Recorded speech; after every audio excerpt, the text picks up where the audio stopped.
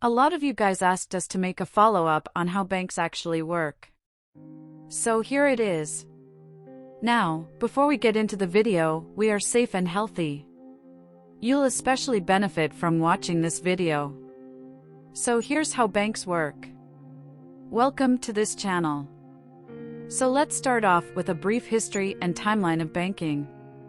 Because this wouldn't be a complete video without some historical background, now, would it? It's important to understand where everything began. So here's the timeline. Ancient banking between 2000 BC to 100 SU. So the history of banking is almost as old as humanity itself. The first recorded evidence of banking activity dates back to ancient Mesopotamia, where merchants provided grain loans to farmers and traders. Temples and palaces in Babylon, Egypt, and Greece served as repositories for valuables and issued loans to citizens.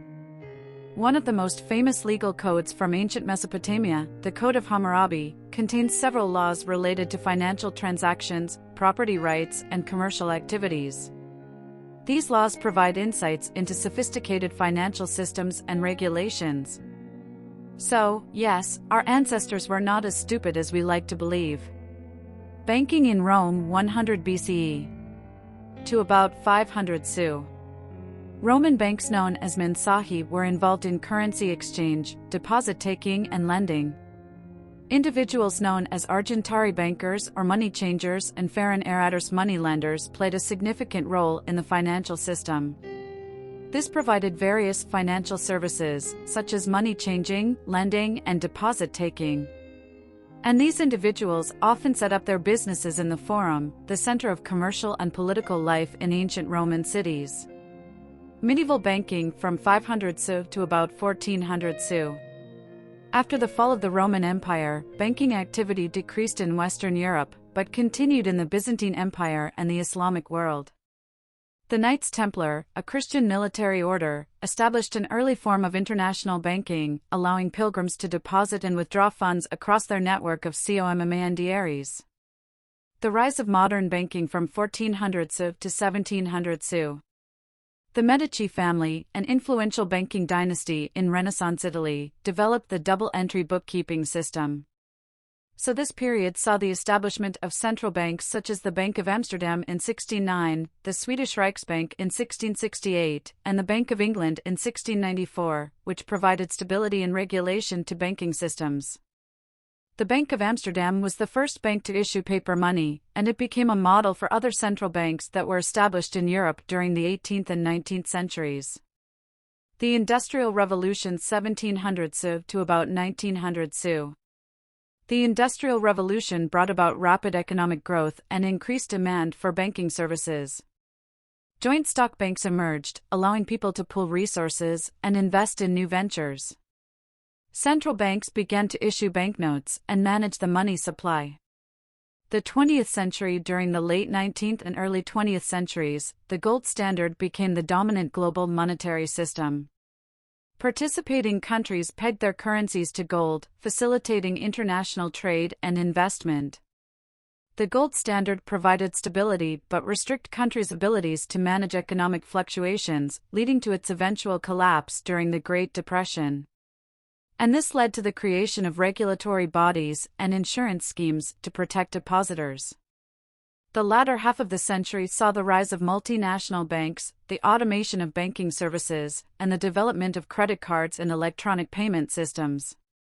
The 21st century. The advent of the Internet brought about the proliferation of online banking and digital currencies such as Bitcoin.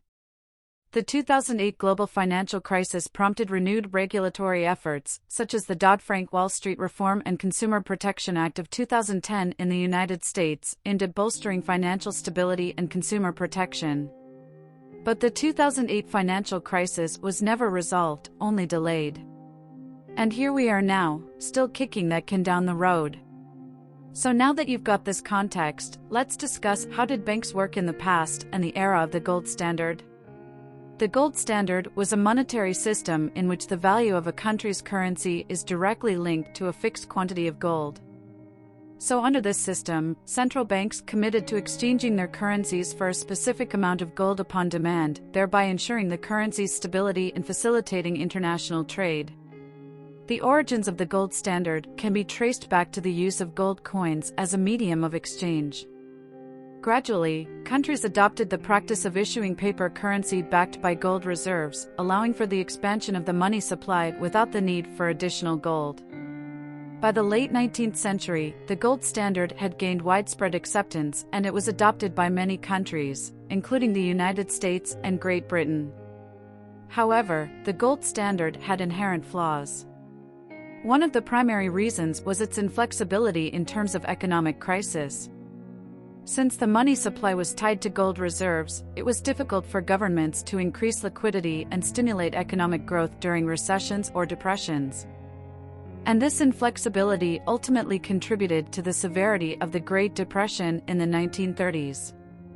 Additionally, the gold standard required countries to maintain large reserves to back their currency, which led to the hoarding of a precious metal, and this in turn resulted in a limited gold supply and slowed global economic growth. Countries with trade deficits often had to deplete their gold reserves to settle their international obligations, causing further economic instability. The gold standard also led to speculative attacks on currencies when investors perceived a country's gold reserves were insufficient to maintain a currency's value. They would engage in a speculative attack, selling that country's currency in anticipation of its devaluation. But during the early 20th century, countries began to abandon the gold standard. In response, the outbreak of World War I prompted many countries to suspend the gold standard temporarily as the need to finance war efforts outweighed concerns for currency stability. In the 1930s, the United States and other countries began to abandon the gold standard altogether in an attempt to combat the Great Depression. In the aftermath of World War II, the Bretton Woods Agreement established a new international monetary system based on the U.S. dollar, which was itself pegged to gold. However, this arrangement proved unsustainable as growing trade deficits and inflationary pressures forced the United States to abandon the gold convertibility of the dollar in 1971. This marked the end of the gold standard era and the beginning of the modern-day system, which uses fractional reserve banking.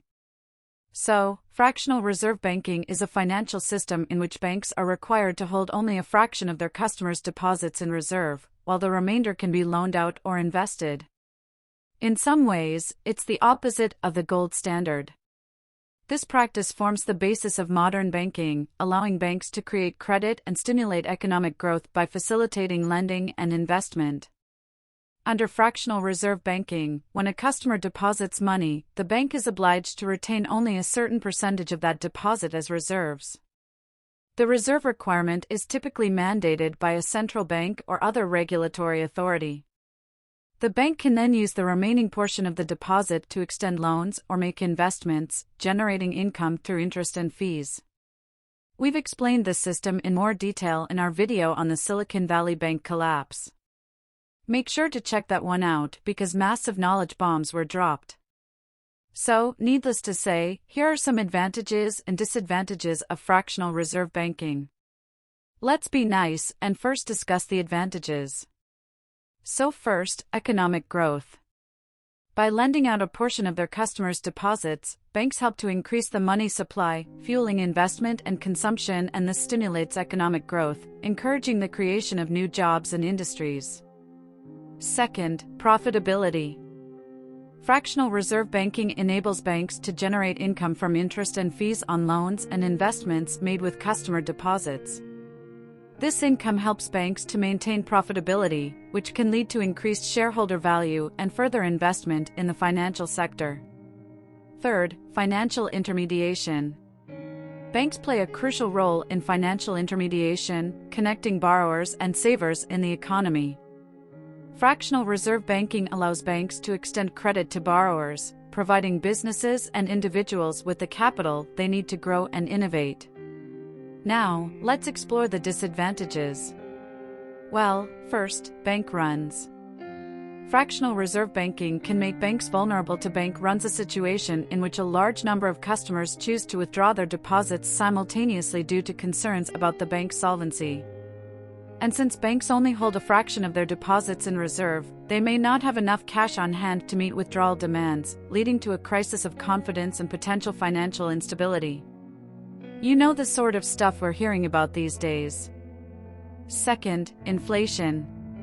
The process of creating new loans in a fractional reserve banking system can lead to an increase in the money supply. If the growth of the money supply outpaces the growth in economic output, it can result in inflation, eroding the purchasing power of money and potentially causing economic imbalances. Third, excessive risk-taking. Fractional reserve banking can encourage excessive risk-taking by banks as they seek to maximize profits through lending and investment. This can lead to the misallocation of resources and contribute to the formation of asset bubbles. In the event of a financial crisis, banks with high levels of risky loans and investments may face insolvency necessitating government intervention or bailouts. So it appears that since 2008, we've all seen these things in action, and by the looks of things, it seems like the pain has only just begun. Now, let's explain the types of banks and services. So, first up, we've got retail banks, also known as consumer banks. Retail banks primarily serve individual customers and small businesses. They offer a wide array of banking services, such as checkings and savings accounts. Retail banks provide customers with deposit accounts that enable them to securely store their money while offering varying degrees of interest and accessibility. These banks extend various types of loans, including personal loans, auto loans, and mortgages, to help customers finance their needs and goals. The cash that is deposited by the customer is lent out to other customers at a higher rate of interest than the depositor is paid at the highest level. This is the process that keeps the economy humming. People deposit their money in banks, the bank then lends out the money for car loans, credit cards, mortgages, and business loans. The loan recipients spend the money they borrow, the bank earns interest on the loan, and the process keeps money moving through the system. Remember, just like any other business, the goal of a bank is to earn a profit for its owners. For most banks, the owners are their shareholders. Banks do this by charging more interest on the loans and other debt they issue to borrowers than they pay to the people who use their savings vehicles. For example, a bank might pay 1% interest on a savings account and charge 6% interest for its mortgage loans, earning a gross profit of 5% for its shareholders. Credit cards. These banks issue credit cards that enable customers to make purchases on credit and repay the balance at a later date, typically with interest. Payment services. Consumer banks facilitate various forms of payment processing, such as check clearing, electronic fund transfers, and bill payments. Foreign exchange. These banks also offer currency exchange services, assisting customers in converting one currency to another for travel or other purposes. Second up, we've got commercial banks. So these banks cater primarily to businesses both small and large, providing a range of financial services to support their operations and growth. Here you'll find business loans. Commercial banks provide businesses with loans and lines of credit to finance expansion, working capital, equipment purchases, and other needs. Trade finance. They offer trade finance services as well, such as letters of credit and guarantees to facilitate international trade and mitigation risks associated with cross-border transactions. Treasury management. Commercial banks provide cash management services, helping businesses optimize their cash flow, manage liquidity, and process payments efficiently, as well as foreign exchange and hedging.